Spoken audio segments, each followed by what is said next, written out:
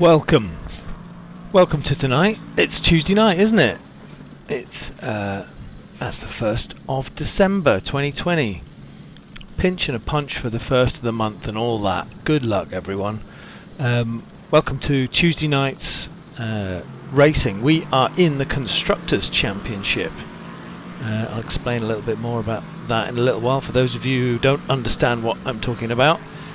So we've had our first race of the season, which was in Spa. We were in the beautiful sandy shores of Zandvoort last week, and tonight, yeah, you guessed it, we took a flight back to the UK, and it's chucking it down. So it's raining here at Silverstone in the UK for the third of 10 races in the Constructors series. Qualifying has been ongoing for 3 minutes, short qualifying sessions. So what's different about this series? Well, this is a series which is partly about our individual drivers, because it always is, of course, about how fast we all are individually in our own battles. But actually there's a fair amount of this which is about the constructors. So each individual driver is scoring points for themselves, and they're also scoring points for their team. And with 2 laps, with 2 races in, let's take a look at last week's highlights. Great start away, front row grid here for Zandvoort, and the sunny Zandvoort for the Bentleys, who look to dominate that race with Bart Matcher on the inside. A view from the top here gets to see how clean it is at the front and how not so clean it is at the back. Use of the radar essential to stop these concertina effects and pile-ups. Plenty of this was avoidable from just being more careful. 3 wide down the straight as Kai Banks takes Terry Agoras and then absolutely gets it nailed on that apex to get right under the inside of Damien Wilk as we go down the back straight here. Really tidy racing, good overtake.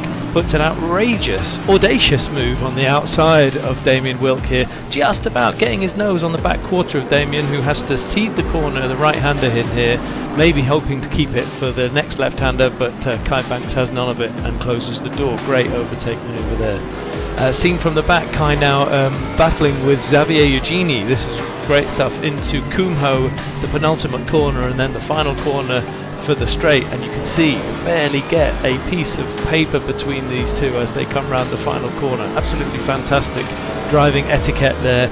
It was actually Xavier who was to make this outbraking manoeuvre in the BMW on the inside.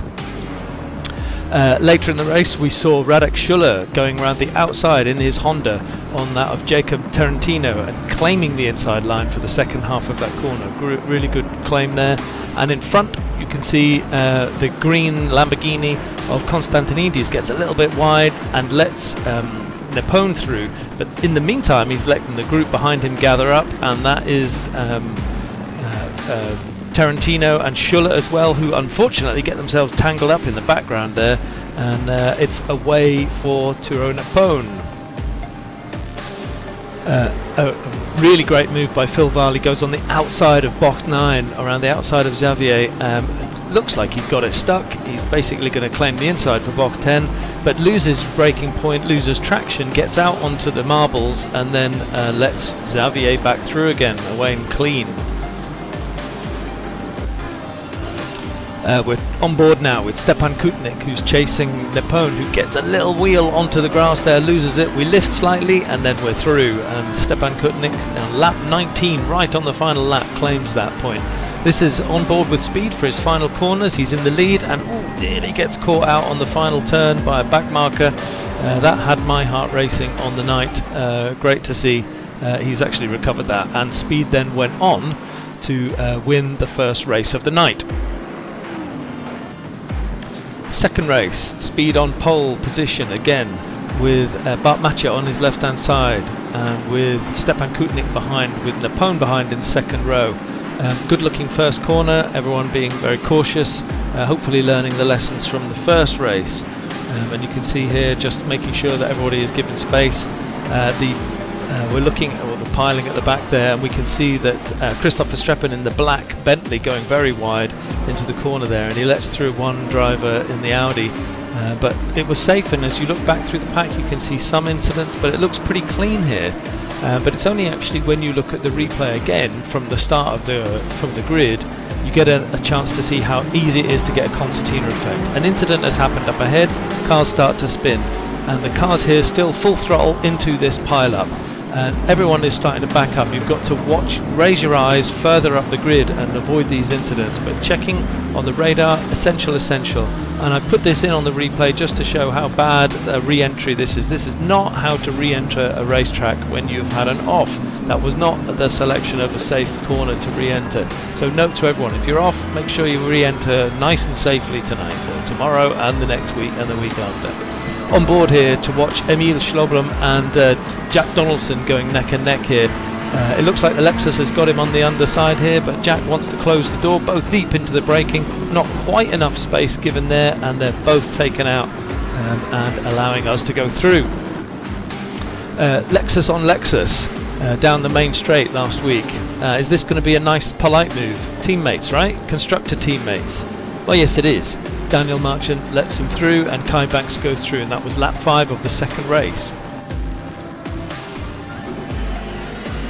Looking on the back here, this is Sam Harpham and Xavier Agini, and just wanted to focus on this. It was just a great section of the race here. They are door to door through 5 or 6 corners, always paying attention to each other and always paying attention to the radar on screen, right? So it's close, it's competitive, and you'd think that the deal would be done here into the right left-hander, but no, they're not having it. They keep neck and neck around the outside. Xavier trying to close the door on the inside, looks to have made that count, but the Ferrari goes around the outside, it maintains grip, and there they are, still neck and neck down to Kumho. And it's only actually at this corner that Xavier cedes the corner, but that's a great example of how clean and how exciting it is to race wheel to wheel. We've got James Lacey here and Jack Donaldson wheel to wheel, and it looks all very nice, very well regarded, but clunk, there's one, clunk, there's another, and almost a pit manoeuvre for the third one. That's not a contact sport. We need to avoid that, because then we can keep everyone happy. Rapone loses his braking point here, loses his spot, and goes into the gravel on the 15th lap, so that was close to the end of lap 2. And Speed again makes his claim on the leadership position here, so he finishes first in the Bentley for race 1 and race 2 last week. Great racing from Speed. And how does that make the driver standings look like? Well, Christoph Verstappen in the Bentley is at the top of the table, only 8 points ahead of Bart Matcher in a Ferrari, with Jake Moore in third in a Bentley as well. Emil, Sam, Stepan, Mark, Aaron and Xavier and Phil make up our top 10. You can see some of the penalties that have been handed out through the week. There were quite a lot of contact issues, which we're trying to avoid for the rest of the championship. And we're just checking out, everyone has a score, everyone has been on the server. So how do the constructors look like? Well, Bentley retained their lead, BMW have been displaced down to 6th from 2nd, Ferrari are up 1 to the 2nd place, and the Lambo has moved up, and the Merc and the Honda have swapped places at the bottom of the table.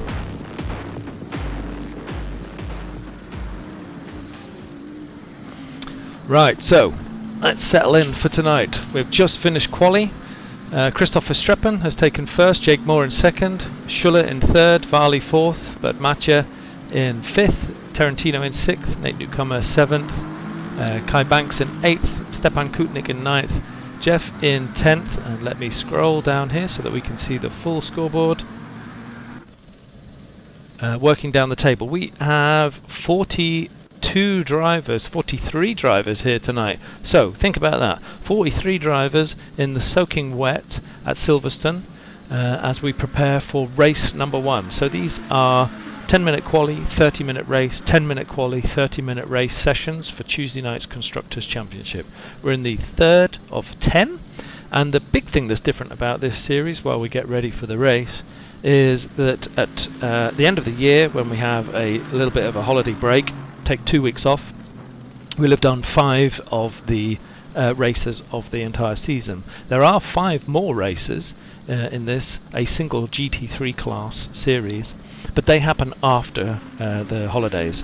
So what happens in between that is that each driver has the opportunity to negotiate out of their contract with their manufacturer. So if you didn't fancy staying in your car and you wanted to get into another car, you'd have to negotiate out. But each driver team is full. This whole series is full. So really we're looking at people negotiating to swap cars, swap seats, and that might not always be that you're in a lower placed manufacturer and you want to go up. It might be that you're in a higher car, but you want to bring that Honda off the bottom of the table, or bring that Mercedes off the bottom of the table, and that's great opportunities depending on how you're available for the rest of the season. That means you get a chance to switch manufacturer in the middle of the season, and you get to barter, bargain, and possibly even bribe each other out of your teams. What's going to be most challenging about this session is the spray. 43 cars ahead of you on the track is going to cause a lot of spray. So lots of braking distances are going to be required in order to make it easier to see each other. And that means that everyone will be seeking a clean line, which will be taking them onto the wet line, the non-rubbered line, if you like. But so far we've had a half-hour practice and we've had a 10-minute quali. There's been some acclimatization, but it's extremely wet, and it looks like it's going to stay wet for the whole of this session. And then it's just a case of making sure that you stay on the grey stuff. Although, judging by the way that this is going to look from the cockpit, everything is going to look grey. So just guess, basically.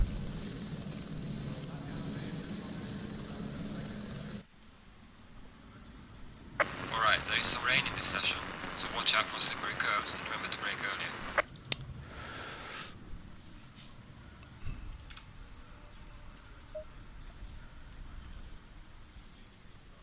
So track temperature here, 15 degrees. That means there'll be a lot more pressure in the tyres. Maintaining tyre pressure and tyre temperatures is critical in the wet racing. Some of these cars tend to lend themselves a bit more favourably to the rain than others. It's widely regarded that the Lexus is a good wet weather car, although I can't say I've experienced that firsthand myself. But here we have, for at least the third time, a Bentley front row lockout, with the Honda of Schuller in third place, which is very reminiscent of Spa. Phil Varley has put that Lexus on fourth. We have a Mercedes, hurrah, in fifth place. Mercedes, the bottom of the table. So well done to Christopher Taverin for getting that on the fifth position. But matches in the Ferrari in sixth. We have Aston Martins in seventh and 10th. And the first sight of a BMW is 8th with Nate Newcomer. Kai Banks has got that Nissan on 9th, and then we're looking at two Audis on 11th and 12th. Going through the field, first Porsche is in 16th place, first McLaren is in 17th place, and you can see the Lamborghinis this week really struggling back down there in 19th, 20th and 21st. They've got to keep it clean between each other through those first few corners, first couple of laps, because effectively they can act as a group together, those three Lamborghinis, if they so chose to. Looking a little bit further back down the grid, let's scroll a little further. You can see we have Porsches here. We have Porsche in 25th and 34th and 41st. So also struggling. Some of the Hondas on the bottom there as well. But actually it looks like it's fairly representative of the table so far. I'm going to bring us up onto Christopher Taverin when we go around this first couple of corners. So it's rain lights on, lights on. Make sure everybody can see each other. And take it easy for the first 3 laps at least while you get yourself into your braking zones and avoiding each other. I'm sure there will be incidents tonight because it's extremely difficult to control these GT3 cars in the wet like it is tonight. And we start a short procession lap, which is very much the proven way of having safe starts in RWB International. So welcome to the third of 10 in this race series for Constructors Championship, as the two Bentleys go line astern and up to the start-finish straight. Trying not to stab the brakes, and we are getting ready for the start of this race, and we're off. That looked like it could have been a clean opportunity to start there further back in the grid, but keeping it safe. I'm going to scroll back around here. Let's see how everybody else is getting through. One off there on the right hand side, looks like the Bentley could be Mad Al. Just tracking back, he's entering safely on an exit pit lane, which is good to see as we track back. So yeah, exactly as hoped for. That was a great re-entry by the Bentley there. I think of Mad Al as we scroll back up the driver stack here to see how our front two are getting away here. So we have Christoph Verstappen in first position with Jake Moore behind, and they seem to have massively gapped the rest of the field even in the first half a lap, so they'll be keeping each other in close check. Bart Matcher there in fourth position, being held off by Schuller, and you can see the pack behind, and we have Christoph de Veren just keeping Jacob Tarantino at bay as he breaks very, very deep around the outside of Phil Varley. Can't quite make that stick up on the inside, and now under attack from Jacob. Good defence, just enough space being given there, and the BMW thinks about taking that inside line, but not to be so. So stripping back through the pack, just making sure we're all clean, all going well so far. Going back to Damien Wilk here in 30th position, getting a bit messy in front, and some going off. We have a spinner there. Tracking back to see whether I can find out who the spinner was. That was a Porsche. It could have been Domino. All safe so far. Couple of offs, but no major incidents, which is pretty spectacular given that it's soaking wet and we're at Silverstone. Let's take a little look at what it's actually like at track level here. Cars look much closer when we're not in helicam, and it looks to me like Schuller, after a very slow first couple of corners, has started to get a little bit of a bead in. So let's jump on board and see what it's like following the two Bentleys in front. And you can see, as soon as you get online behind these, the spray gets really bad and it gets extremely difficult for visibility. Taking a line outside sometimes of the following car in front in order to be able to see where your braking points are, but most of it is about just keeping traction as high as you can. This is a great view of actually what it's like on board here, as we take a look from Schuller's point of view.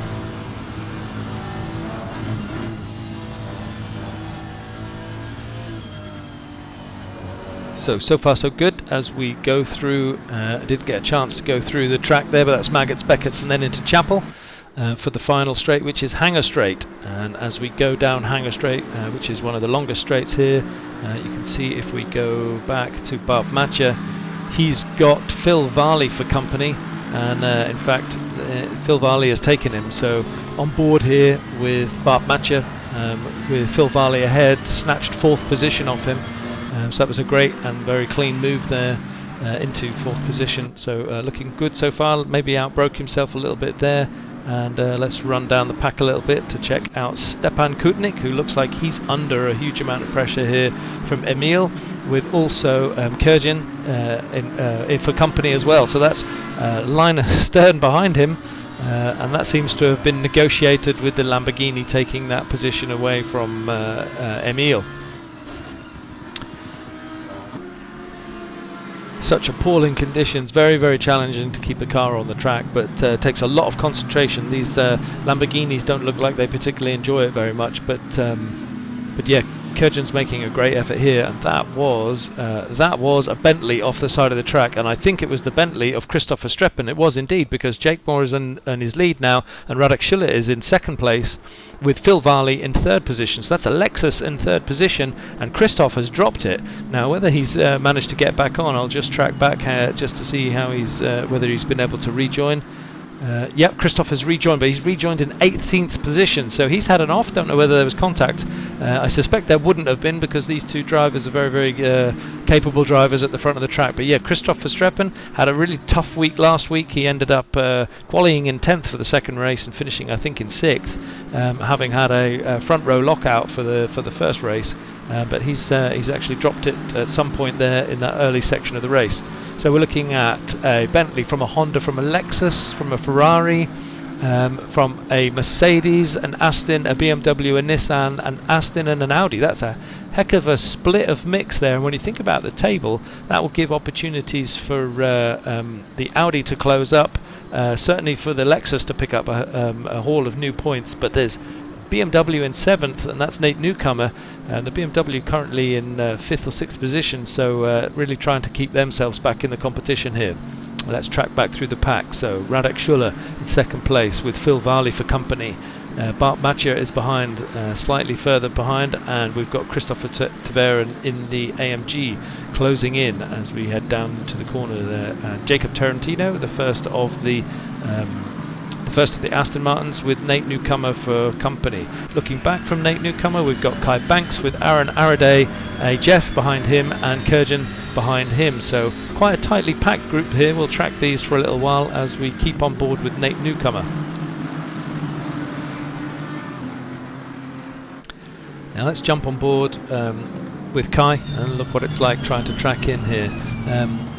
Keeping it away from the curves, also a bit of a trick here, because if you put too much power down on some of these curves, they're very, very slippery, and you can lose traction on one side or one corner of the vehicle, which is a disaster. But you can see how much concentration is needed to keep the car on the track, so credit to these drivers. A couple of spinners earlier in the race, but seem to be fairly clean. Let's just go outside and track back a little bit further just to see how we're getting on further back in the pack. Stepan Kuknik looks like he's dropped a bit further back. He's currently in 26th place. Let's jump on board with Charger in 24th place, looking after the Lexus boys there, with Jack Donaldson ahead of him. Jumping on board with Charger here. You can see it's difficult to get the nose into that corner there. That's Brooklands, which is always difficult. There's a number of different lines, and we're turning the long and slow and laborious Luffield right-hander, which no matter what you're in always seems to take forever. Full pace, love the sound of that Lexus as we go through Woodcott at full pace. Keep fire on the left hand side here for Cops, which you would normally take with one cog down, but probably having to take 1, 2, maybe even 3. Look at that, having to drift the car around Cops there to keep it in competition. Really challenging conditions to drive in, but that's given the advantage behind. I think he's under pressure now from Barton right behind him, and Kutnik is behind him. So Kutnik a little bit more pacey earlier on in the race and seems to have dropped back a little bit, but you can see how easy it is to drop a couple of places from just drifting, and very easy to do that. So let's just take a look at Helicam, see if that's going to get covered off. Go back a couple of places, because it looks to me like Konstantinidis is defending from Magnus Dahlgren there behind him. Takes the inside line, keeping it careful away from the Lamborghini in front of him. So just make sure that that is safe Lamborghini on Lamborghini action. Taking a defensive line is Damien Wilk. Just to spook me, he's changed his livery this week, and in the mirror looked a little bit like Dahlgren got the run, and he did. He got up the inside, but he couldn't make it stick off the line, couldn't quite get the power down earlier, and you can see Dahlgren there behind the green. Now I've just realised the Lamborghinis have gone for a team-themed livery style, so I believe this is Hulk from Konstantinidis with Iron Man looking like he's defending or not defending, either that or they're making a three-way barricade to get Dahlgren out of the way. But no, Dahlgren looks like he's going to make the move there on Damien Wilk, who'd already let Konstantinidis through. Konstantinidis is the highest scoring Lamborghini driver at the moment. So that's a good safety move there. Damien might be playing the team tactic here now, keep the guys at bay and let Konstantinidis see if he can make some progress. And they got the Porsche behind them of Reinhardt, looking like he's interested on the back of Dahlgren as well. So all action with 42 cars to track here. It's impossible for me to keep an eye on everyone, but let's track back a little further. We've got Sam Harpham here in 35th position. Running back here, Alistair Clinch in 36th, Tim Tarantino in 37th, Carlos Koches in 38th, in 39th we've got Alan Gooch in 40th. I think we have a retirement, I can't get Martin Horgan. Justin Burley in 40th, Pablo Volpe in 41st, and Mad Al, who we saw off track very early on, is keeping the back of the track.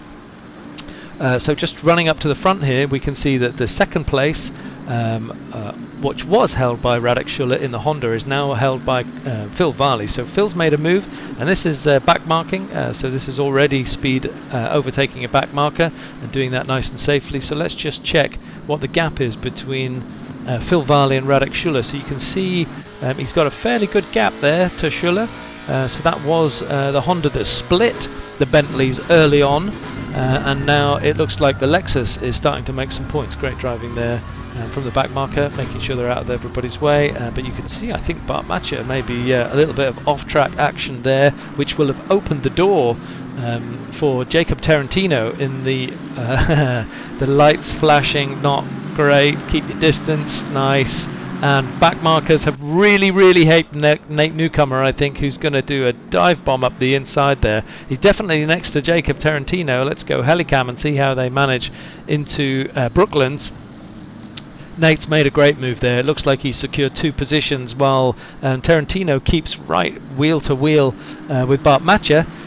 They're keeping each other interested. Great stuff. Unfortunately, Tarantino got a little bit of a contact there and he lost his line, but great stuff by Nate. He's taken 2 places by being very opportunistic as they pass the back marker. So Bart Matcha got Kai Banks for company now, and you've got the 2 luminous yellow Aston Martins of Jacob Tarantino and Aaron Araday behind. So good looking pack here, tracking each other. This is the fight for 7, 8, 9, 10 position. 6, 7, 8, 9, 10. With Nate in 5th, driving away by the look of it. Difficult to keep that BMW competitive, but Nate's done a fabulous job over the last couple of races. And if you look in the background, you can see quite a gap to the next group there. Let's jump backwards a little bit and see how we're getting on. So this is the group of HF leading Emil, Jan Kurjan, Christopher Streppen now in 13th. So you remember he dropped off the front row of the grid here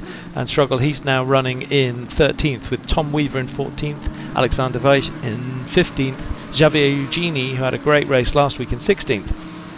On the move here, James Lacey looks like he's picking up the pace, certainly beating his own fastest lap, and yes, he's in Vision, which is his car. That's the back marker that he's passing as well, so James makes a nice safe move there with Daniel Merchant for company behind him.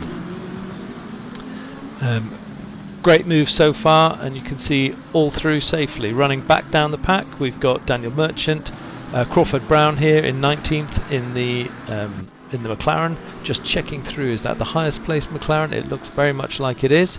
Terry Agaris here in the Porsche, Jack Donaldson, we've got Kevin Shepherd, I'll go helicam, Charger,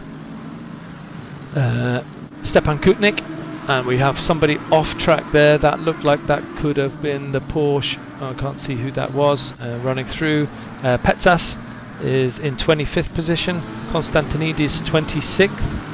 I think Konstantinidis may have had some issues there. We've got Joshua Barton with Magnus Dahlgren for company. Let's take a look at that view. So this is the BMW Power going down Wellington Straight towards Brooklands with the Ferrari tucking in behind him. You can see the Ferrari 4-wheel drifting halfway around the corner. Fabulous footage that. Dahlgren keeping it under control, and it's all very squirmy behind. Let's go on board with Magnus Dahlgren to see what that looks like going around the corners. So the Ferrari, very well known for being an agile and very fast car, mid-engined. And it must be very delicately balanced when it's in the wet here, because we saw a lot of drifting action going on here, and it looks to me like Barton has made a great move there. That looked like it was the Lamborghini of, could have been Damon Wilk there. Damien Wilk, I think it was. He was offline, going back on board with Magnussen, who is catching up with what it looks like a back marker here in a McLaren. So we've got some back marker action in front, because Dahlgren is fighting for position with Barton, who is in a BMW ahead. No, I'm been corrected by the scoreboard. That is Crawford Brown in front in the yellow McLaren. This is for position. I beg your pardon. Just checking the top here, we've got Jake Moore with Phil Varley, Radek Schuller, Christoph Tveren, Bart Matcha, Kai Banks, Nate Newcomer, Aaron Araday, Jacob Tarantino and HF making up your top 10. Check the bottom for any retirements. So far I can't see any retirements. I think Mad Al is still running and picking up his pace, so he's starting to find a rhythm with a 2 minute and 15 lap, which is a competitive lap. Just tracking the times here, if we go to the top, fastest lap from Jake Moore is a 2:07.893. Phil Varley in second is a 2 minute 07.812, so very little, 0.3 of a second splitting first and second, and then we're in the 208s going forwards. Christoph Tveren has just put in a 2:07.890 in fourth position, so starting to pick up the pace at the front here. Quite a lot of 209s on the scoreboard here and some 2:010s as well. two 10s, I should say. Going to the back of the pack, so we've got Koches in 39th, Alan Gooch in 38th, Tim Temorantino in 37th. I'm going to try it then. It's Domino Majajewski, thank you, in 36th, Danny Ball in 35th, Alistair Clinch in 34th, Sam Harpham in 33. He looks like he's having an interesting battle here. Let's go on board. He's tracking behind Sebastian Tarentovic, who is in the McLaren. It looks like he has a little bit more pace to me, does Sam. Difficult to get that traction down, but he's managed to make it up. You can see how difficult it is. He's got a lot more pace as he goes here. Looks like he's going to take the inside line, and this is going to be scary into Copse, as we see a wiggle there from Sebastian Tarentovic, and that's a nice, easy, safe move. So all safe there. So that makes Petsas in 31st. Robert de Vries coming around here in 30th. And he comes easier for that. And Reinhardt is in 29th. Damon Wilk is in 28th, and he has the Bentley of that. Who is that? Out of position, possibly. That looks like Mad Al to me. So it looks like Mad Al is trying to unlap himself as he was at the back of the grid earlier. Just double check that. Yes, car number 4, Mad Al. Let's track to the front. Jake is now good 2.19 seconds ahead of Phil Varley, who's also gapped to the same degree on Schuller, on Radek Schuller there, and so it's actually Taveren who is 1.5 seconds behind. And as we go through, I think Kai Banks is close behind. So this is the pack that we saw earlier. So we seem to have two relatively large packs going on here. This is the fight still tracking behind Bert Matcher with Kai Banks and Nate Newcomer behind them in the BMW. If I skip back to Aaron Araday, also in contention. So there's a good 6 or 7 cars here within 2 seconds of each other, all within sniffing distance as we go on board. Let's go on board with Kai Banks, because he's really got a hunger to pass Bart Matcher now, and he's got Nate Newcomer for comfort behind him. Back marker out there, that was very difficult to see that until the last second. Very difficult to outbrake in the wet, because you're going to be offline and then you lose so much traction, so you've got to keep it somewhere near the line. You're really looking to pressure the driver in front of you to make a mistake so that it's easy for you to make the pass rather than for you to put it up the inside. No dive bombing. It's a really, really risky thing to do in the wet. There's no way you're going to stop a car if you miss your braking point. Slightly missing the apex there, running a bit wide, keeping it safe away from the curbs. That's great stuff from Kai. And the Nissan is in 6th position, which is great news. Looks like this one is turning out to be the current battle on track, with Nate Newcomer behind, and you can see some different lines there. I think Kai just outbroke himself, giving Nate the outside line, but he'll probably cover this off if he can. Nate's going to keep the pressure on, keep on the outside here.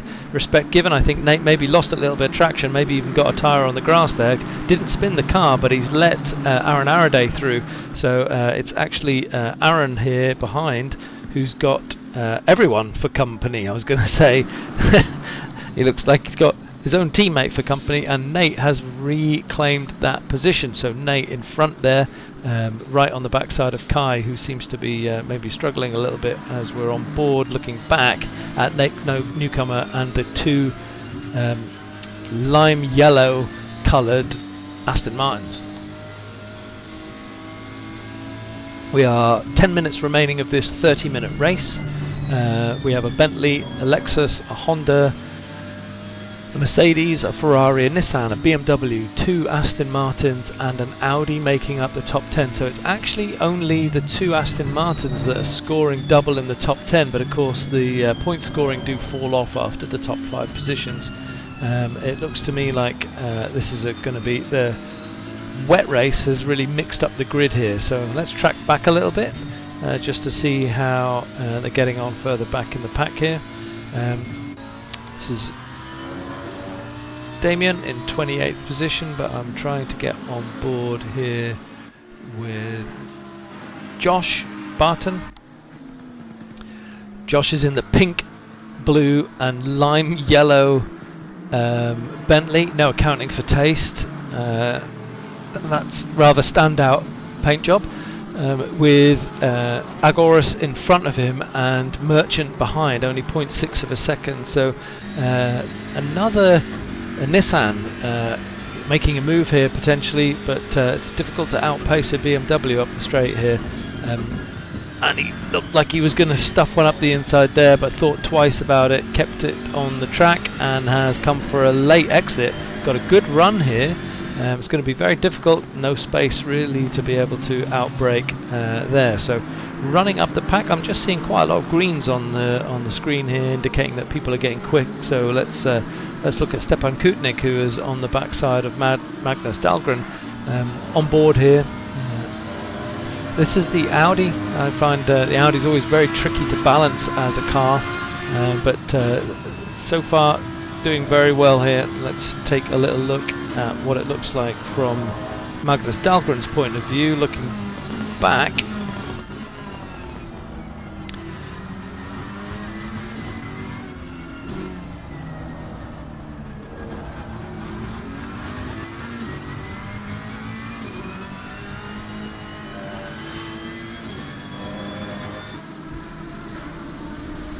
Going back through the pack, Sam Harpham.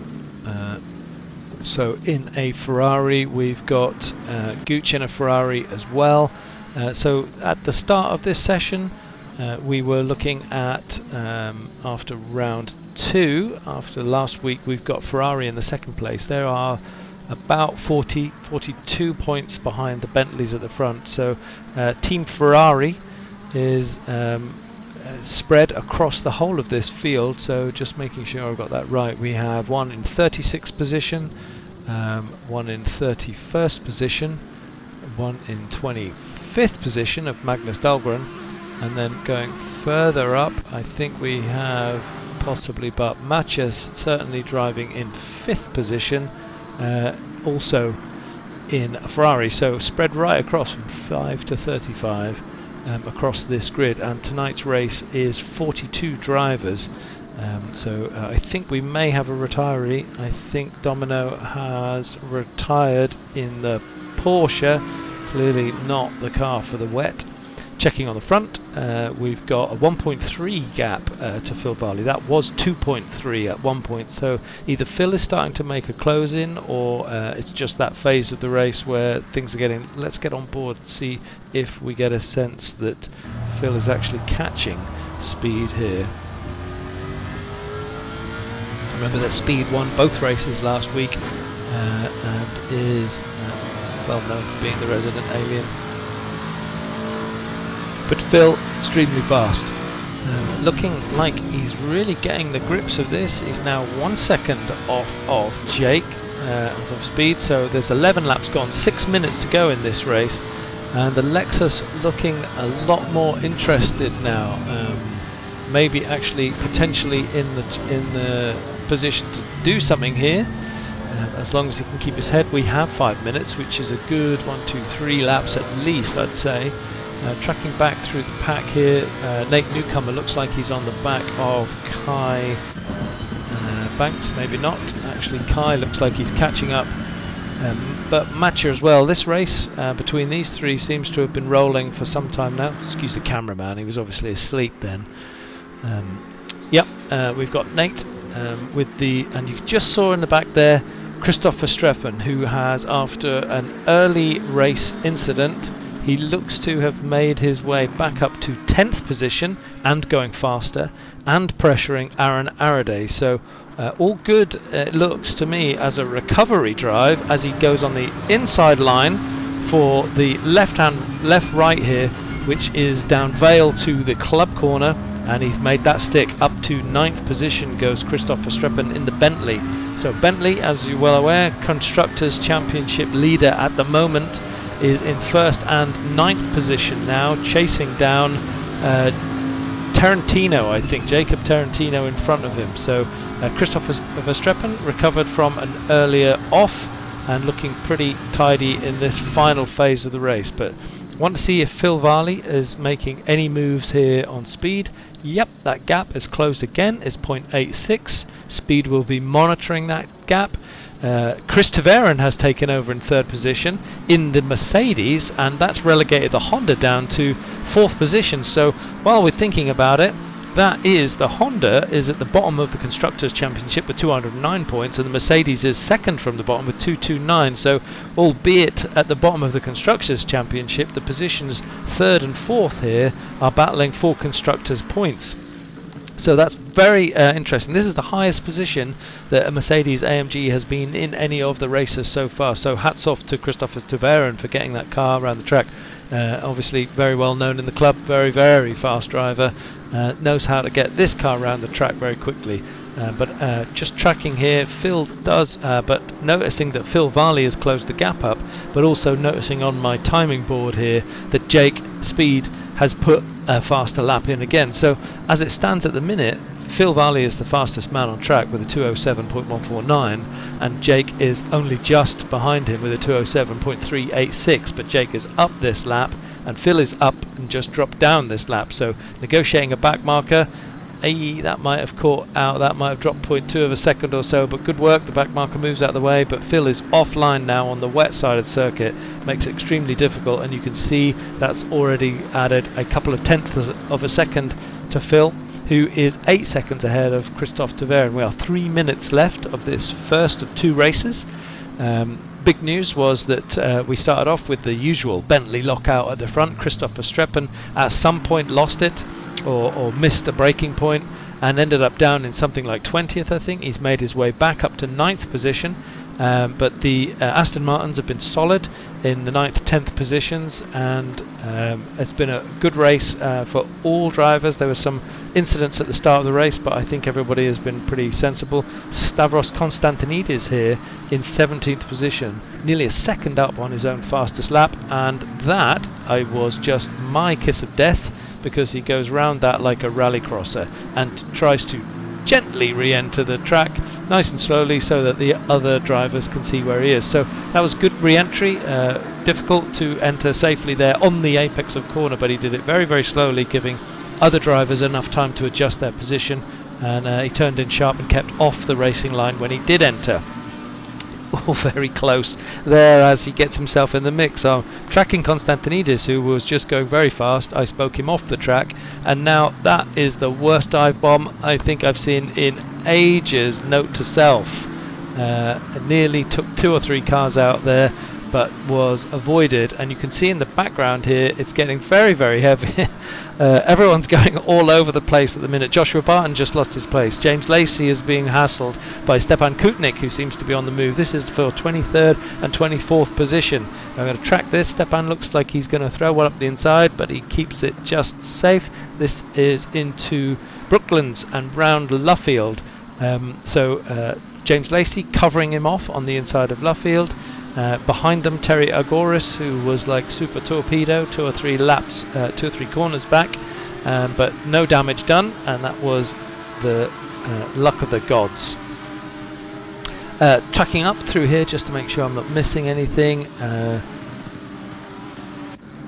Phil slightly lost a little bit of pace there on speed, who looks like he's closing out this race with 49 seconds left to go.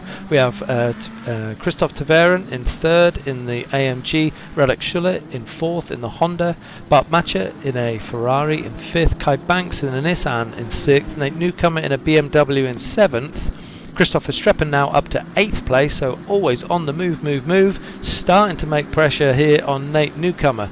Is it possible, with 26 seconds to go of this race, that he's going to be able to make this position for 7th place on Nate Newcomer, who is not looking as quick at all and gone offline? He's going to recover, gets a wiggle on, but that's great driving from Christopher Streppen. There was a half chance he could have just thrown it up the inside, but he left off the accelerator, captured his own car, made sure that both drivers had got back on, and he made the position count. That's absolutely fantastic. The temptation to just put your throttle in there and try and snack that gap and then hit the other car is very high, but he adjusted, got the car in order and made that pass. That's a great example of great car control.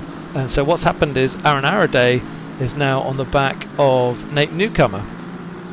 So Nate's moved back a position, so the scoreboard is just catching up. Nate's in 8th, Christoph is now in 7th, so this is a hell of a recovery drive from Christopher Streppen here, who seems to have got the bit between his teeth, probably driving on sheer fury from having made the mistake earlier. Good to see some new drivers or different names up the top there, so Christopher de Ferran doing great in 3rd position, and hoorah for Mercedes, might get some points and get them off the bottom of the table, although they've got a mountain to climb. There's nearly 100 points between them and Nissan, 2 positions up from them, so a big recovery drive required from the Mercedes boys for the rest of this season. But we are end of race. Let's track Jake Moore as he goes over the finish line for his winning lap. I think that's the end there. So Phil Varley in 2nd position, Christophe Taverin in 3rd. That's your podium positions for race 1. Tracking back through the field just to make sure we get all the other drivers in here. Looks like Porsche had another difficult day. Also Lamborghini not particularly high up, so the wet weather has really helped cars like Nissan and Aston Martin. Either that or they're just supremely talented wet race drivers. Good to see the final race here. You can see Nate Newcomer still holding off Aaron Araday. Track temperature, God, went up 1 degree during that race. Nothing notable.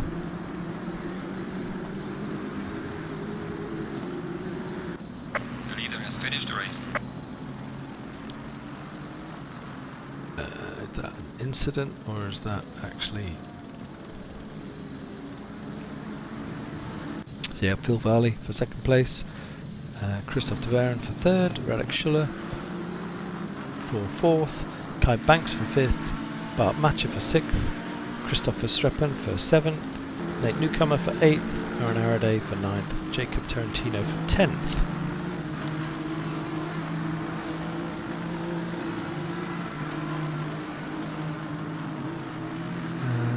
Charger put it on 23rd. This looks like they are still very much racing at this point. Constantinides has made a mistake here in the final lap, giving Charger the chance to stick his nose on the outside. He's broken extremely late there into Brooklands, coming around Luffield. Might have a scent for making this move stick if Constantinides loses traction just off the line there, but keeping it safe, keeping it on the inside. Race is still, of course, underway here. Our 19th position man has crossed the line as Jack Lacey goes through. Constantinides, Charger, Agoras, Dahlgren, Brown, Wilk, Barton, Petzas, De Vries, Terentovich, Ball, Harpham, Tarantino, Gooch, Kutchers, Clinch, Madal, Pablo Volp, Justin Burley, Martin Horgan, and I think we have a retirement from Jeffrey Reinhardt and Majewski.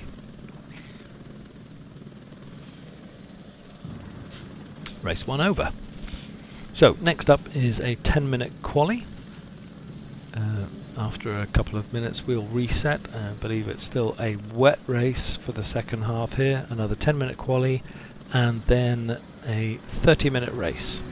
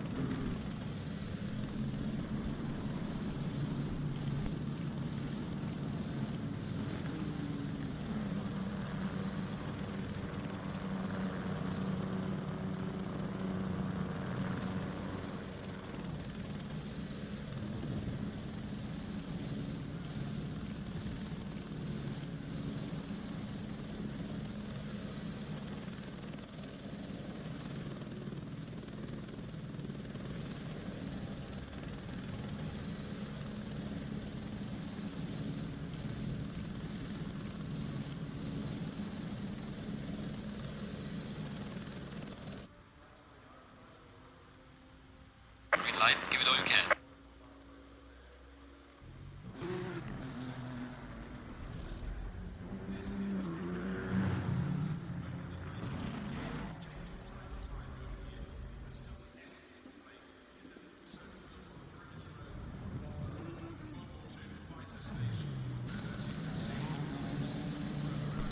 Everyone's starting to take to the track. Track temperatures for second quali is 13 degrees, down 3 or 4 on the first race. Yeah, let's just take a look.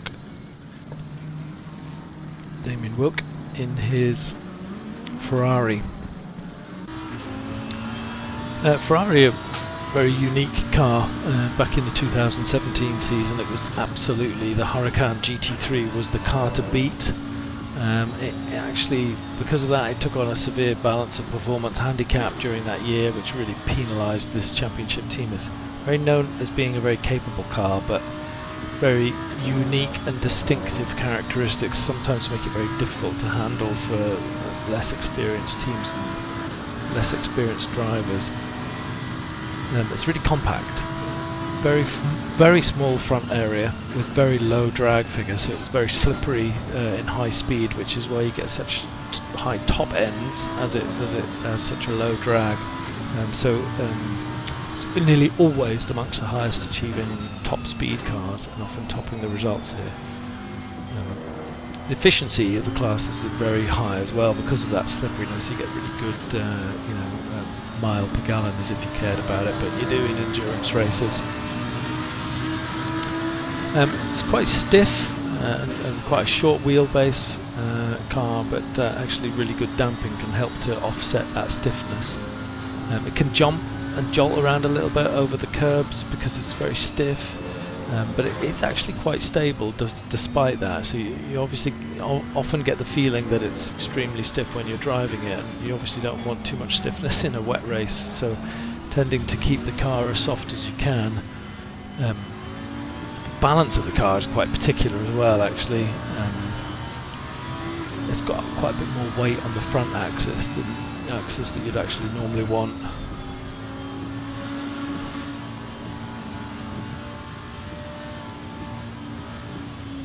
Hypnotic sound, I would say. And if you set the car up, the GT3 is really fast turn in with a very high mid-turn speed as well. Very good traction. And a very agile car for those kind of slow or narrow turns and chicanes. There's always a little bit of understeering behaviour on power at the exit of the turns, but it just doesn't feel like it changes its line once too much when it's in the turns. It's good for precise drivers. It can be quite stressful because you need to concentrate so high because it's got that stiffness and precision required. But yeah, absolutely stunning looking car and great to drive. Not sure that it's that much fun in the soaking wet of Silverstone, but yeah, that's what the Lamborghini feels like.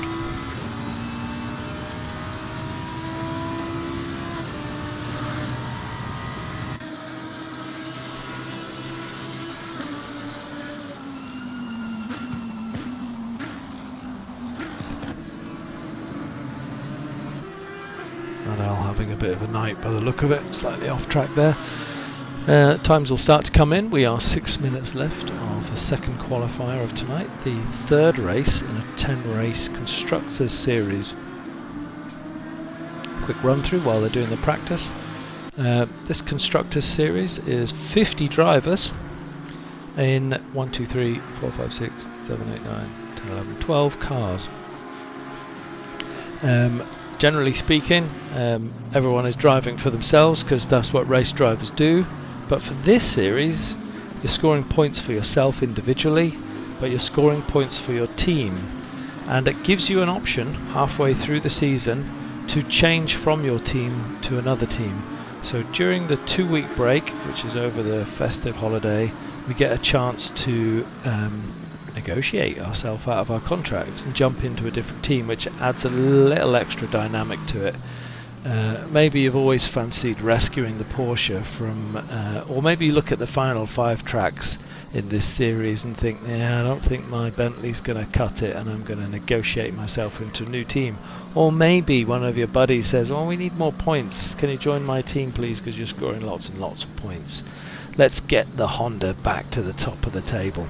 So there's plenty of options. This is a little bit of extra gamification, if you like, on top of the series itself. It adds a new dynamic. It means that teams can work as teams on track. They can help to score points as a collective rather than fighting as individuals. There'll always be a driver in the team that maybe has more pace than the other drivers, and that person can be, if you like, protected to guarantee as many points as possible. Or can be used to coach. So the faster driver could be actually coaching the slower drivers in this particular car, or even sharing setups. None of that we know because it's all behind closed doors. But so far we've got a Bentley domination from last week, resulting in Bentley taking a 42-point lead in this championship, with 555 points over the 513 of Ferrari. Audi are in third with 463 points, and Lexus in fourth with 395. Aston Martin are the fifth place team with 390, only 5 points adrift, and then there's a really tight pack of the Lexus, the Aston Martin, the BMW, the Lamborghini, the McLaren and the Nissan. A gap appears then from 322 for Nissan down to 285 for the Porsche, so around about 40 points. Another big gap of about 60 points to the Mercedes, and then a 30-point drop to Honda. So the bottom three teams, Honda, Mercedes and Porsche, really got their work cut out, because the top team has 555 points, the bottom team has 201. Lots of points to be scored though. 4 drivers get in the top 10, and that's a good couple of hundred points right there. So there's plenty of opportunity. It's just scoring right on the night and making sure it counts. So 3 minutes left of quali. Nate Newcomer has put in Christopher Streppen, as I spoke, has put in a 207.191 with Nate in that BMW in second place, and Jake Speed in third. Radek Schuller obviously really good with the qualies, had a little bit of trouble keeping the pace up through the race, but putting that Honda in fourth position with Christopher Tverin in fifth in the Mercedes. He finished third, podium position in the last race, so Christopher in good position there to get another haul of points for Mercedes. The Lexus of Phil Varley, who is in second place, is in sixth in quali at the moment, with Kai Banks' Nissan in seventh and Bert Match's Ferrari in eighth. Emile is in the Lexus in ninth, so again 2 Lexus in the top 10, and we have Weaver in a Porsche just getting dropped out there to 11th position by the Aston Martin of Jacob Tarantino. So some familiar names in that top 10. Good to see Eugenie there is the Lamborghini of Constantinides in 12. That's Speed taking a bit of a flyer in the background. The Porsche of Weaver in 11th, that's really good. Hopefully he can keep that position. That's good score points for Porsche in 11th position. Really difficult on this circuit in this particular weather conditions. Constantinides is the highest positioned Lamborghini. Kurjan in 15th, Lacey in 23rd in the Lamborghinis. Just checking back here. We have Damien in 29th. Any surprises here? I guess Damien a little bit lower than you'd expect him at the moment.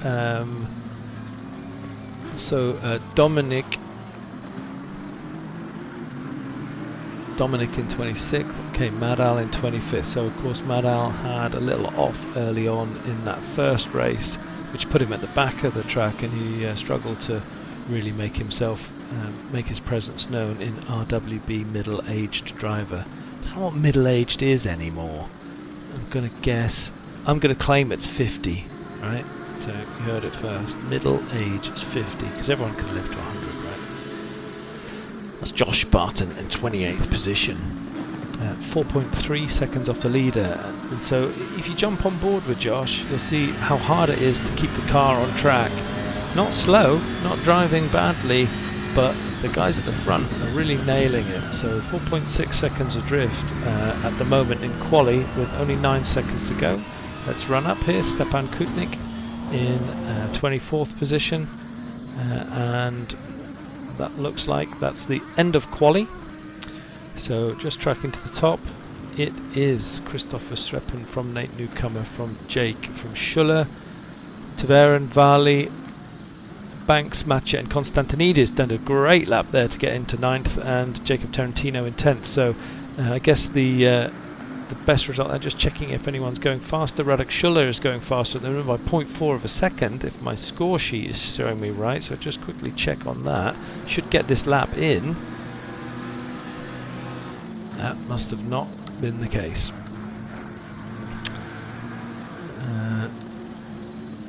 No, he's still not hit the checkered flag, and my score's, he's dropped some time there. He's down to 0.2 quicker than himself. Christoph Verstappen is going faster as well. Stavros Konstantinidis is 0.8 of a second up.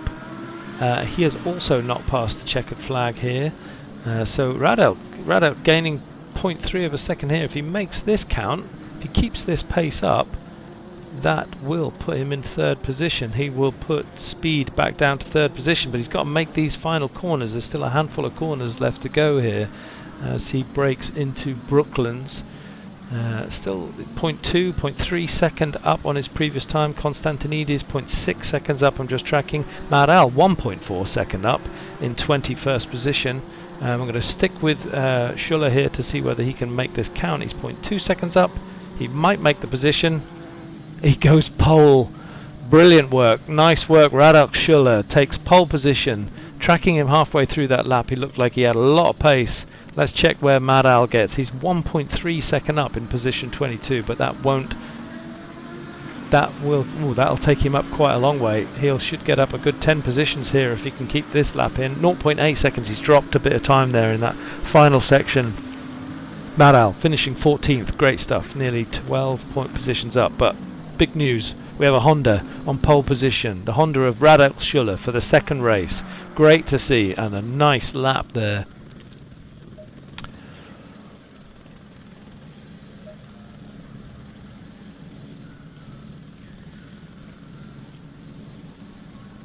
Good to see those times.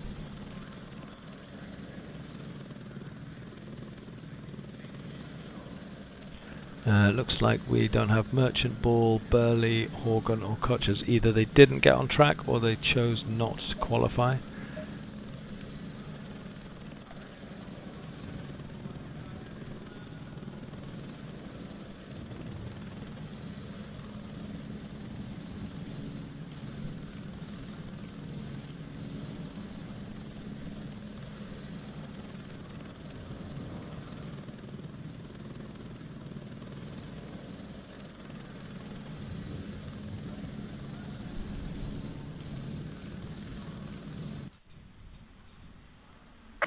We have some wet conditions. Remember that curbs are slippery and watch your braking distance.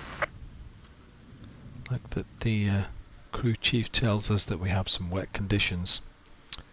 Thanks.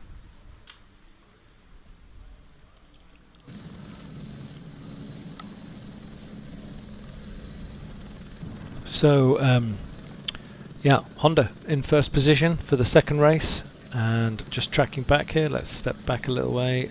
Phil Varley there. There you go, line astern for Aaron and Jacob. Their team colours.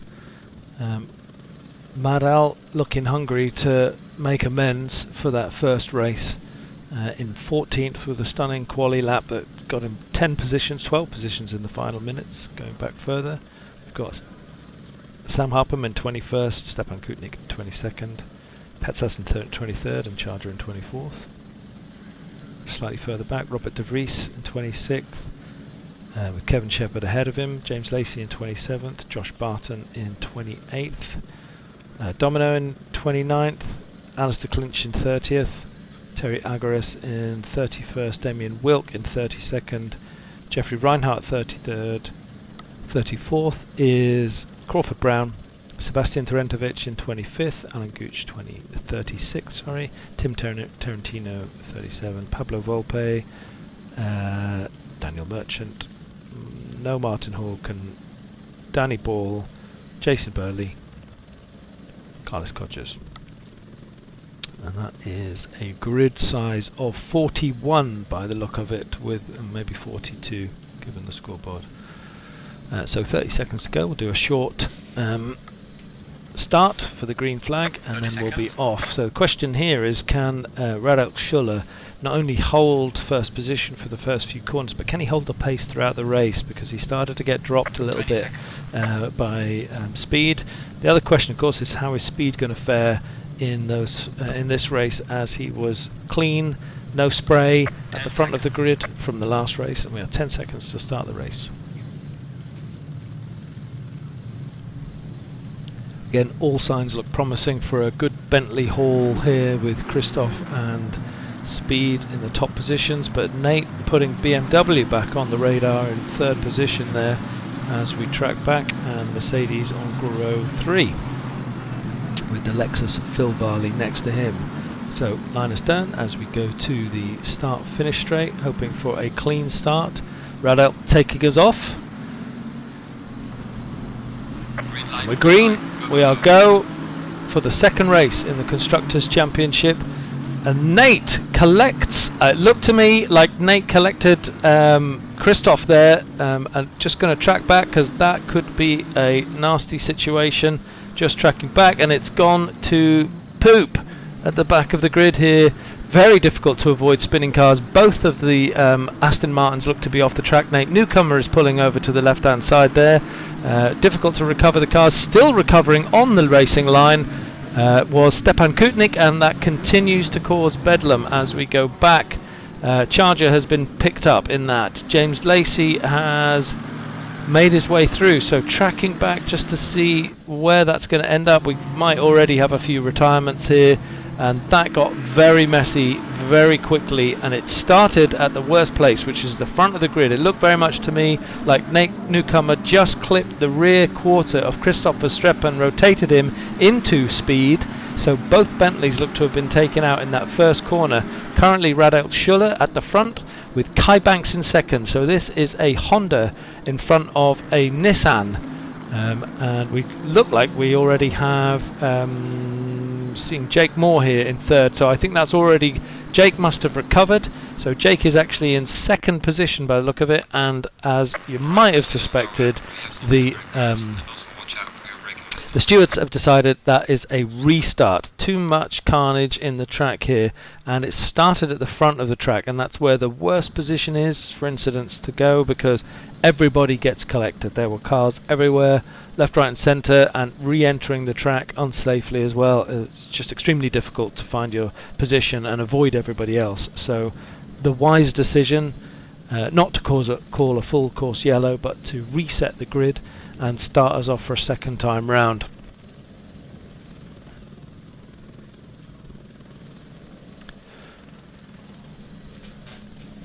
It swings and roundabouts. Some drivers will have been happy Radek Schuller was away, but of course it's carnage when the cars are spinning, because there's no braking force in the wet. So you see cars coming on from the track or spinning round, you're seeing headlights, well, you shouldn't be seeing headlights, and you're hitting the brakes but nothing's happening, and then you get rear-ended by somebody else. It's extremely difficult to keep it together under those circumstances. Stewards have had a restart for this second race, and we'll be starting off in the next minute or so.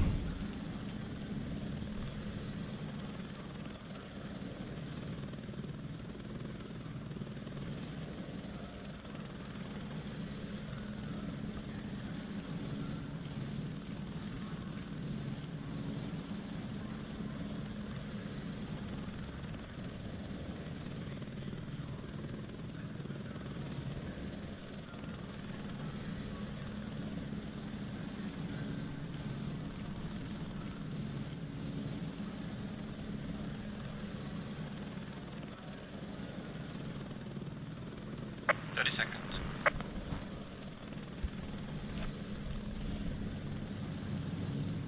Drivers' heart rates reducing. 20 seconds. Commentators as well.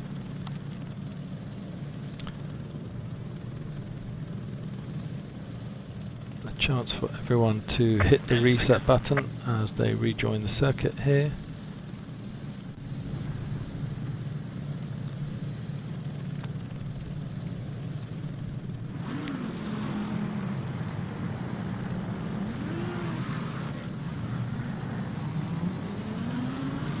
Weaver might have missed his green flag, but he'll catch up the group, I think. I saw him tracking back. So we have a blank space behind the green Mercedes as we get ready to start the second race and dive into this first corner. Abbey, and we are green for go. Christoph Verstappen looked like he could have got a first corner, but careful on the outside. Radek Schuller takes first position, and Speed slips into third position here, but Christoph Verstappen might have a sniff under the inside here, but no, it's looking safe, and Radek Schuller continues to take us out for the lead. All nice and clean this time around, so tracking back just to make sure it's clean everywhere. All safe there. Let's go back to Stepan Kutnik, who's in 23rd position, looking good here too. We've got Majewski there.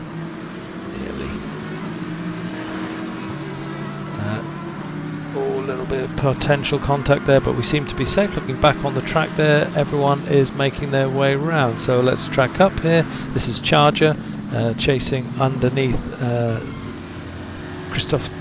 This is Magnus Dahlgren in front and Stepan Kutnik in the Audi. Very, very difficult when there's 10 or 15 cars in front of you putting up a whole bunch of spray. You're picking the line that you think is the best line for you, but it's that was contact from behind on Charger, and that looked like the McLaren of Petsas that took him out. So that's a bad start. I can hear the foul language from inside of Charger's car as he continues to make his way around the track. Let's jump further up the circuit, go helicam, and see if Radek Schuller is still being able to hold off Christoph Verstappen, and he is. But Christoph and Speed look like they're loading up. Radek comfortable in front there, and so far so good at the front of the track. So tracking back here, Phil Varley in 4th position. He was 2nd in the first race. Nate Newcomer is falling back. He's gone off track and allowed Taveren through. He's also allowed Kai Banks through, and potentially even Tom Weaver has just made his move on Nate. So Nate having a bit of a nightmare in this second race after such a sterling chase back in the second one, as Nate defends from Jacob Tarantino around the outside there. Backwards for Nate after such a great first race here, as we go on board with Jacob Tarantino to see what it's like driving down up to Copse for the second time in this second race. And he's caught the curb. Nate Newcomer's I'm going to say that every time, aren't I? Nate Newcomer has hit the curb on the inside, and we saw him rotate round. He'll be either in a wall or somewhere on the grass and going backwards. We'll track back on him in a little while, but that gave the opportunity to Jacob Tarantino to move through into 8th position with Tom Weaver in front of him. Let's go trackside to see how that looks as everybody goes up the hanger straight. So it's Honda from Bentley, from Lexus, from Mercedes, Nissan, Porsche, Aston Martin, Audi, and the first position Lamborghini of Kurjan in 10th position.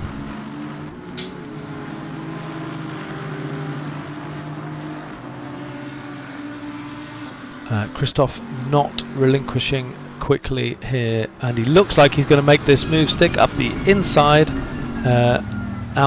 into Village, and then round onto the loop. He'll defend the inside line here into loop, and you can see Speed is right behind. Schuller not giving up. Could be a crossover there. We'll go to the TV camera, but no, Christoph Verstappen looks like he made that move stick. If we go on board with Schuller here and see whether he's got the chance to fight back for first position. Very nimble car, the Honda, but it seems to me like Christoph and Speed have set themselves up and got this Bentley so nicely poised and so much under control. You can see how much traction the Bentley is getting out of Woodcote, through Woodcote and down to Copse, that he's made a half a second gap in that one moment. So it's great delivery of traction here. So this is the fight for second position. Radek Schuller dropped 1 position off pole position. He put in a blistering qualifier, but it's Phil Varley who looks I'd say quite comfortable, remembering that Phil Varley was making a huge amount of progress in that second race in closing the gap. So at the moment, Radek Schuller under a huge amount of pressure from Speed, who won't want to be letting Christoph Verstappen get too much of a lead ahead in first position. But it's Varley here who's also in this race. Varley looking very much like he's got the pace tonight and in the wet in this Lexus. Radek under pressure. Had to cede that position. Phil, wow, that was incredible. Phil takes the opportunity, sticks his nose up the inside. Enough space been given by Schuller. Great driving by the pair of them, and that puts Phil into third position, and he's on the hunt here for Speed in second place. Great looking race at the front of the grid, and we'll take a moment to just go back a little way, because you can see the track here opening up as a back marker is being passed here. In the background you can see that. So it's Christoph de Veren. Oh, contact, more contact here. That looked to me like Jacob Tarantino. Let's go helicam, see if we can sort that out. Yep, Tarantino and Tom Weaver recovering off track. They found their own circuit to race on, and that was a safe re-entry. Jacob maybe should have done the same thing, but he's taking a heap wider re-entry position, but again could have easily piled on and got stuck into the racetrack, but they waited for the right moment. They got up to race pace and then re-entered safely, so good work, guys. Tom Weaver, so they must have had it coming together. Tom has kept 7th place here, but that's opened up Kai Banks, who's in 6th position, with Christoph de Veren ahead in 5th, and Radek Schuller now in 4th, as Phil Varley continues his pressure on Speed. So it's Bentley and Lexus, Honda, AMG, Mercedes travelling back through the track here. Let's have a look. So we've got Tom Weaver as 7th. We've got Johan Kurjan in the Lamborghini in 8th, which is really good for the Lamborghini. Got a Jeff here in the Audi in 9th. Jacob Tarantino dropping a couple of places there, back in 10th, looking like he's still struggling with his rhythm here, allowing Alexander Weitsch to catch up a bit in his Lexus in 11th position. Good scoring so far for the Lex I. Magnus Dahlgren there in the Ferrari with Mad Al absolutely all over him. On board here with Mad Al, qualified in, I think it was 14th. He's in 13th. Looks like he's on the hunt for a Ferrari. Let's see if he can keep this traction in, checking his rear view mirror, because he's got Charger behind him in 14th position, who's made a stellar first couple of laps here, and he's looking interested as well. So Charger all over the back of Mad Al here as we head down into Vale and Club corner. The Ferrari goes sideways. Dahlgren off. Mad Al off the accelerator, allowing Charger to get the pace down quickly. And now it's just a race down to Abbey. Covering himself off there. Mad Al goes to the inside, but then takes the outside. Charger braking early to allow that to happen. And let's go outside, because right behind the pair of them is Javier Giugini in his BMW, looking also interested. So attack and defence at the same time. So you can see a slightly damaged Charger car, because remember he took an impact earlier from the car of Ketsas, I think it was. So this is the fight for 12th position with Charger, really putting the pressure on earlier, but Mad Al looks like he's got enough breathing space, which is all he'll be looking for from Charger, as Eugenie starts to get a feel for the back of it. So that's 2 BMWs that Charger's Lexus is holding there in position. So that's a Lexus in 11th, a BMW 12 and 13th, with it's Kevin Shepherd in 14th in the Aston Martin. The next one back is Robert de Vries, who's in the AMG. So AMGs and Mercedes doing a little bit better this race than the first race, and tracking backwards. We've got Jeffrey Reinhardt here with Domino right behind. Sorry, wrong way round.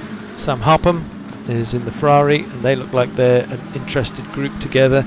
And that's a mistake at the front of that by the, it looked to me like it's the Porsche, could be a back marker, or it could be Domino at the front holding this group together. So if I go front and take a look on the back of Domino's car, You can see a trail developing behind him. This is 16th, 17th, 18th, 19th, 20th. So Nate has dropped back to 20th position from a stunning qualifier and looking very pacey in race 1. Seems to have dropped it a little bit, had a little bit of a problem in race 2 before the restart, as the Porsche of Reinhardt puts it up the inside of the inside of I got that wrong. Let's track back, see, get my specs on. 4 abreast, a little bit of a torpedo going in there. Looked to me like there was somebody being too aggressive and getting it stuck as they went through into Club Corner again. So Nate Newcomer has moved up because of that, picked up a couple of places. So Nate's in 20th. No, he didn't pick up places, I lied. Just tracking back here. Kurjan in 22nd, Petsas in 23rd, Tarentovic in 24th, Danny Ball 25th, Terry Agoris in 26th, and off track, that's going to be hard to reclaim. Actually launched the car there. Alistair Clinch inherits that position, and Damien Wilk looking like he might be able to claim that as well. Getting a little bit slidey there in the Lamborghini, wouldn't fancy that. Pablo Vob in 29th, Alan Gooch in 30th, Carlos Coaches in 31st, Aaron Araday out, looks like a retirement to me, was running further up, he's pitted, don't know whether he's going to come back out. Tim Tarantino looks to be a retirement. Emil Schoblum with a car re-entering behind him is in 33rd. Stepan Kutnik having a bit of a disaster of a race is in 34th. Bart Matcher having more of a disaster. Bart Matcher normally in the top 10 in 35th, so he's had some issues early in this race. Daniel Merchant looks like a retiree. James Lacey 36, Radel Schuller, okay, so that's the bad news. Radel Schuller, while I've been talking, in the pits, looks like a retirement in 37th place. So our pole sitter and qualifier for the second race in the pits looks like a retirement. No, not a retirement, a pit exit, but he's currently running in 37th, so he's just going to grab as many points as he can. Konstantinidis looks like a retirement. Justin Burley on track in 38th. Crawford Brown possibly a retirement, and Martin Horgan possibly a retirement. So about 4 retirements here. And at the front of the grid we've got Christoph Verstappen, who is 2.5 seconds ahead of Jake Moore, with Phil Varley 1.8 seconds behind. Then there's a gap of 7 seconds to the Mercedes of Christopher Tabarin. Kai Banks is in the Nissan in 5th position. HF in 6th in the highest placed Audi. Jacob Tarantino, after some hurly-burly earlier, is in 7th position in the Aston Martin, with Alexander Veitch. Nice position there for the Lexus. So Alexander, a new name for the top 10, doing really well there, with Madal in 9th position, and not having shifted, Charger, who is currently in 10th position. Xavier Eugeni tracking Bill as we speak. Let's go helmet cam to see whether he can take Charger. Just 17 minutes left of this race, so just under halfway through. Track conditions are colder in this second race than the first race, because it's obviously getting later into the evening. Track time is 7:20 in game, and we're 10 degrees centigrade, so that will affect everyone's traction and grip, not any temperature in these tyres, as we jump on board with Joshua Barton.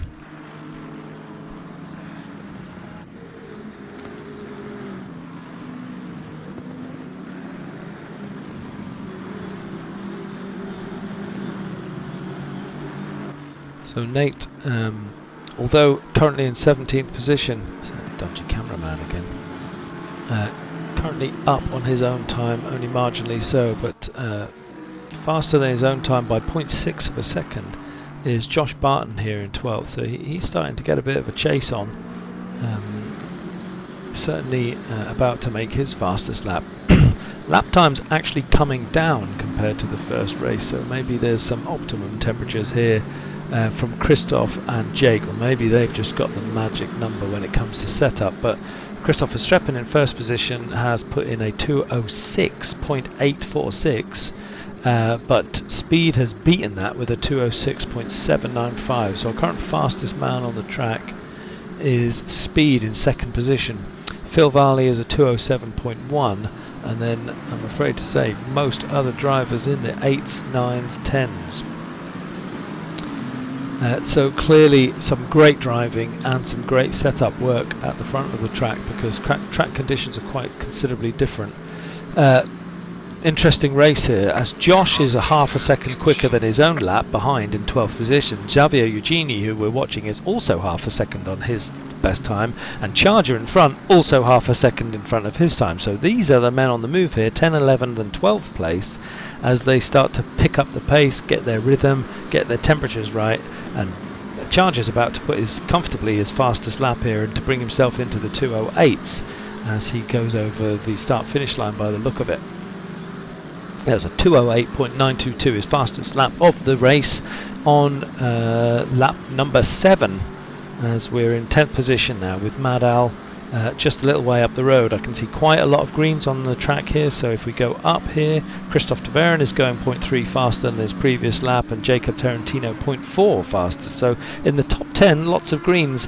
Pace is starting to pick up here in the top 10 as we track the race, and it looks to me like Charger has an issue here. It's gone passing back marker. So now we have a drag race, the Lexus on the BMW between Charger and Eugenie into Stowe, and Charger keeps that line. That's kept right onto the apex, kept on the dry line the whole way through. Eugenie giving him a lot of space. We saw that last week in Zandvoort. Some great racing by Eugenie. He's very careful not to take other drivers out, but he seemed to get a better drive through that corner in the BMW, and now Charger looks to be under more pressure, having, I think, maybe even outbroken himself and come offline there. So looking back from Charger's Lexus in 11th here, so Josh Barton must have made a move between the two of them. So Josh Barton in the BMW, oh sorry, I'm looking back at Josh Barton, apologies, it's Eugenie in front of Charger, and that must have been that Charger lost a position earlier. So Charger now in 11th place, and Mad Al in 9th place, a couple up the road here. So just tracking into Helicam. Let's see, we've got Alexander one position ahead. So this is good news for Team Lexus, who are currently holding 3rd, 9th and 10th position in this race, which is great point scoring, and we're watching Mad Al under pressure by the Lexus of Alexander Weiss. So if we go on board and look back from the Bentley, Mad Al, having made amends for his first race where he really struggled, was at the back of the track. I think he might have got turned, entered into the last position and captured a handful of slots. Seems to really have got the bit between his teeth, and look at the gap he's made in those 1 or 2 corners, nailing the corners as you go through Maggots and Beckett's here, down into Chapel and then down onto the Hangar Straight. Definitely the power of that Bentley showing, but some very precise driving there from Mad Al as we went through that sequence, because he's made a considerable gap in those last few corners. At the front we've got Christopher Streppen from Jake Moore, from Phil Varley, from Christopher Taverin, Kai Banks, Jeff, Jacob Tarantino, Mad Al, Alexander, and Bill Charger is in 10th. So I think Josh Barton has dropped back again. So while we were talking, we're now tracking with on board. We're going to look on the back of Charger's car, and behind him is Eugenie, and behind him is Barton. So we had a swap of position, either that or the scoreboard's got it itself in an absolute tiz. But I'm just tracking up the field here, and Charger is on a charge.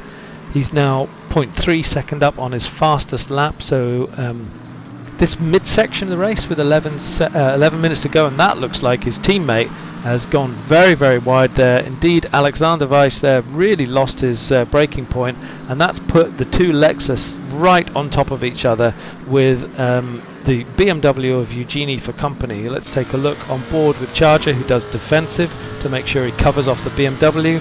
He's got to keep his distance and keep careful it's his teammate effectively, or is he driving for himself? But Alexander's really lost his rhythm here, going sideways as he brakes himself into Luffield. Long, slow Luffield right-hander. There'll be a BMW all over the back of Charger here. Exit is very important. Let's track that. Let's go on board with Xavier, see what it's like from his point of view. He's going to feel like a good moment here, because both of the Lexus seem to be, I think Charger maybe even getting a little bit held up here by Alexander, who's lost his rhythm a bit.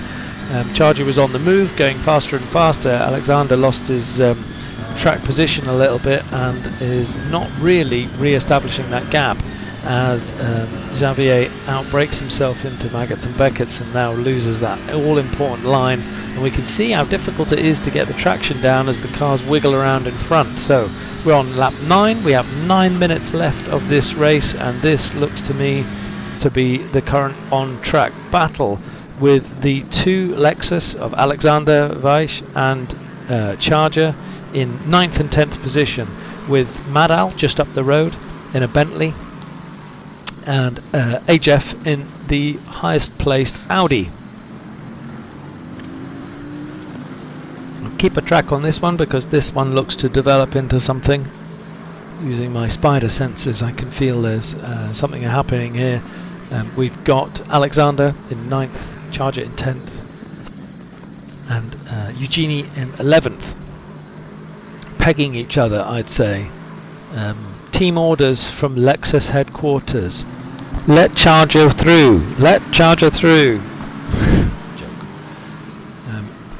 Of course, it's all about each driver, all about each constructor, but this looks to be tight racing. Eugenie looks like he's biding his time, waiting for the moment, but actually again an off track from Alexander, and he's let Charger through, but he's also letting Eugenie through. Nothing he could do about that. Too much pace. Eugenie covers him off, and we're safe. So Alexander really having a bad stint here in this mid to late section of the race. So far 1.3 seconds separates our first and second position drivers. 7 seconds back from them is Phil Varley in the Lexus, with Christopher Taveran, Kai Banks, Tarantino, Jeff, Mad-Al, Charger and Eugenie making up your top 10. Going to track back now.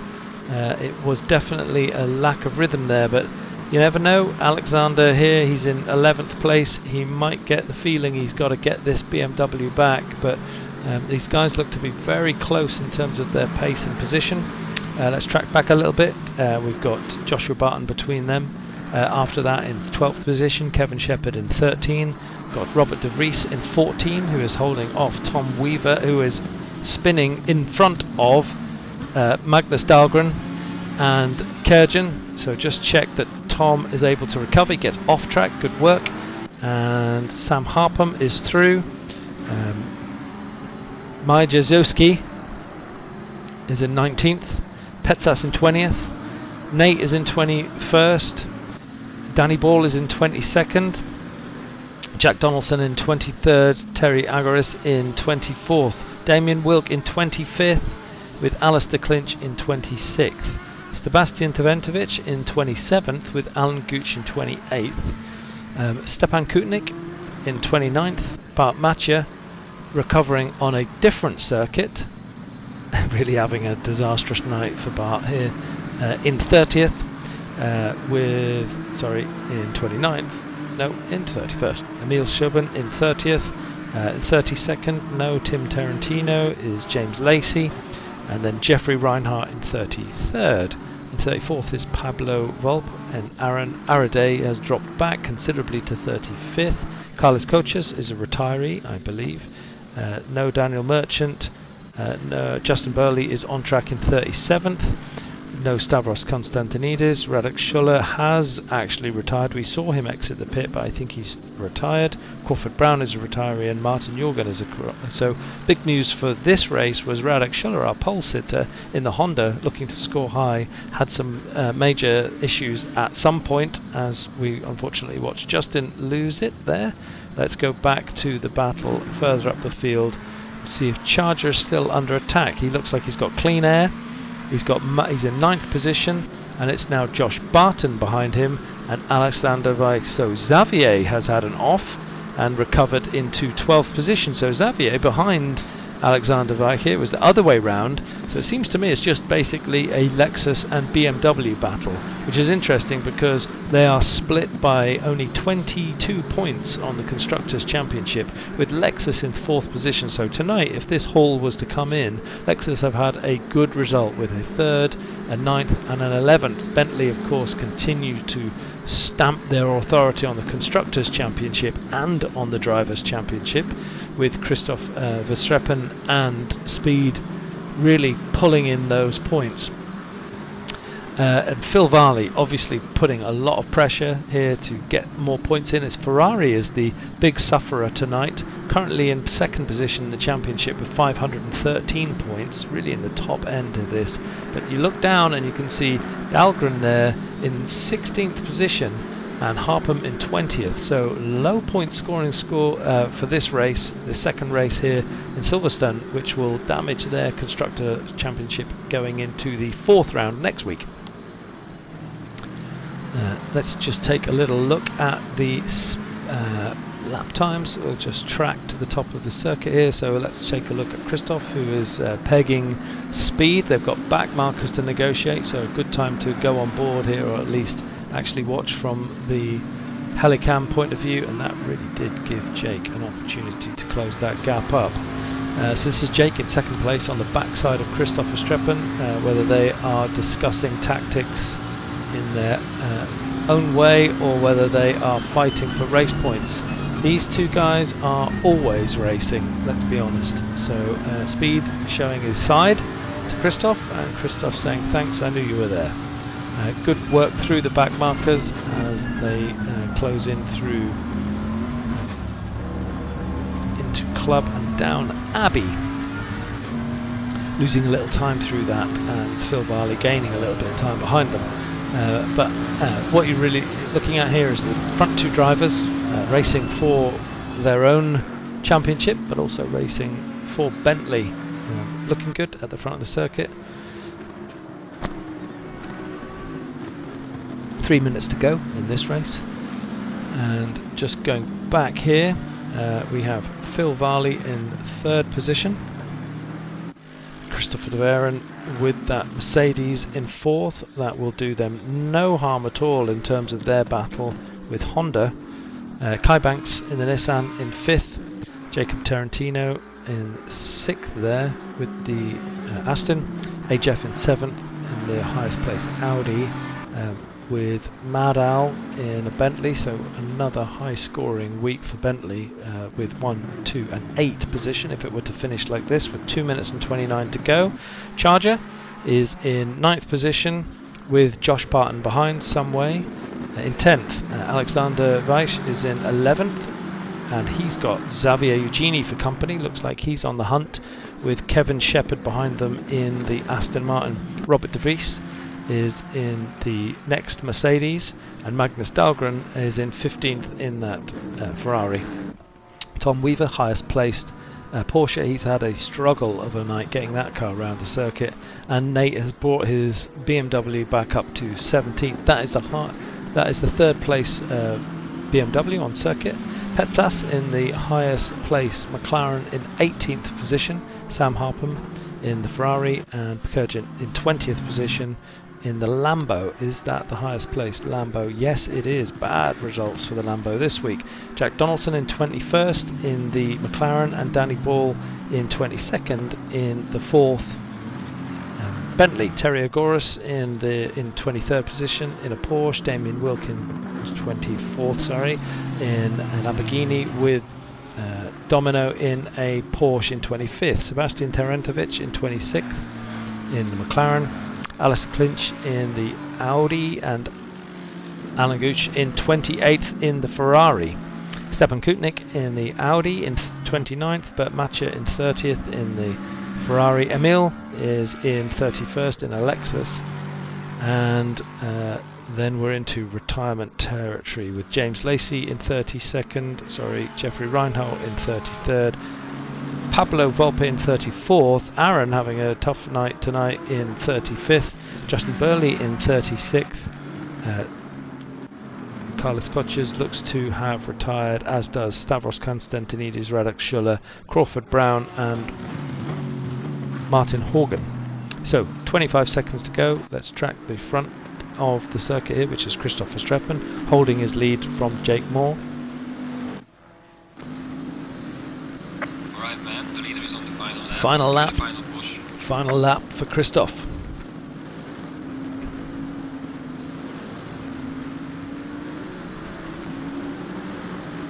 Just tracking back, see if there's any last ditch efforts here. Eugenie is 0.4 of a second behind Alexander in 12th, so let's just take a look at that, see how that's going. And that's how it's going.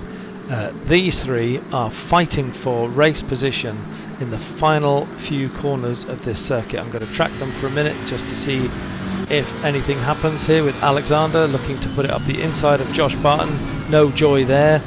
But there are a couple of lines around this corner without losing too much pace, and he might still be able to recover some on the inside as he goes around Luffield and then to Woodcott.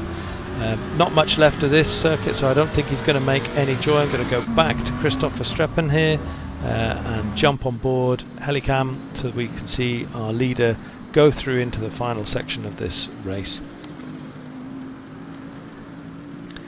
As he heads down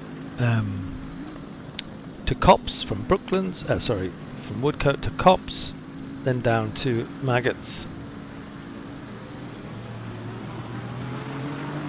Sorry, I'm tracking myself.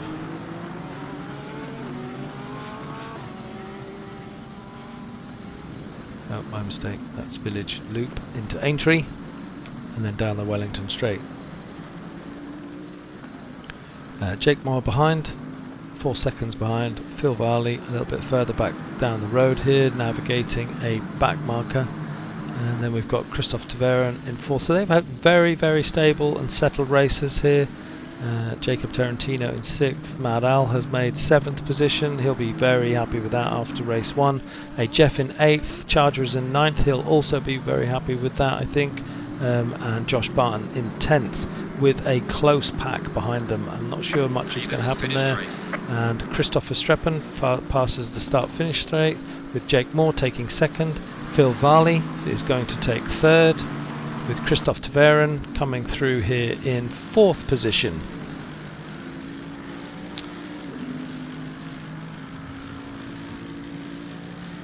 Kai Banks is in 5th. Ooh, getting it a bit sideways in the end there, but keeping it together, with Jacob Tarantino bringing his Aston Martin round for 6th, with Madal in the 3rd Bentley, and that's 3 Bentleys in the top 7. They'll be very happy with that. Coming around the final corner to take 7th position, we've got a Jeff here in the Audi in 8th, Charger in 9th. That's the second highest scoring Lexus tonight. Josh Barton holding off Alexander Weiss just in the final corners there. That's BMW holding off. That really was close. And then you've got Xavier Eugenie in the and then Robert De Vries coming through in another Mercedes. Great result. Magnus Dahlgren is the highest scoring Ferrari, with the highest scoring Porsche of Weaver in 16th. Nate made it to 17th. Petsas for 18th. Sam Harpham for 19th. Jack Donaldson for 20th.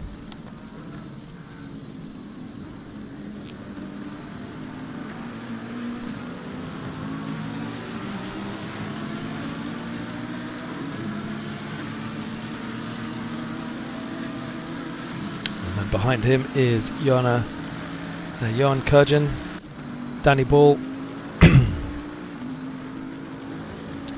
Damien Wilk in 23rd, Terry Agares holding off. Oh no, he's not. That's a back marker or a forward marker. Domino in 25th, but we're through the circuit. So that was your timetable, your times for the second race. Great racing there. It looks to me like the Bentley continues to extend its indomitable lead on this Constructors Championship. So that was the third of 10. We have 7 more to go. Don't forget that we have 2 more to go before the holiday break, and then everyone gets a chance to change their seats. So I'm pretty sure that Bentley will have extended their lead at the top of the championship, and we'll see probably Ferrari getting their gap caught up by the Lexus and the BMW from tonight's results. So some great driving in. We had 1 restart for the second race. That was a really tricky situation that developed after the first corner, but safely through for the second race, and that's Tuesday night's racing for the Constructors Championship. So next week we'll be on 8th of December. We'll be at Kyalami. And so until then, I look forward to seeing how the scores develop through the week, and hopefully any of your issues resolved by the stewarding team. Thanks to everyone for all their support. Thanks to all the guys. Great looking championship so far. We're 3 of 10, and I'll see you next week. Thank you very much.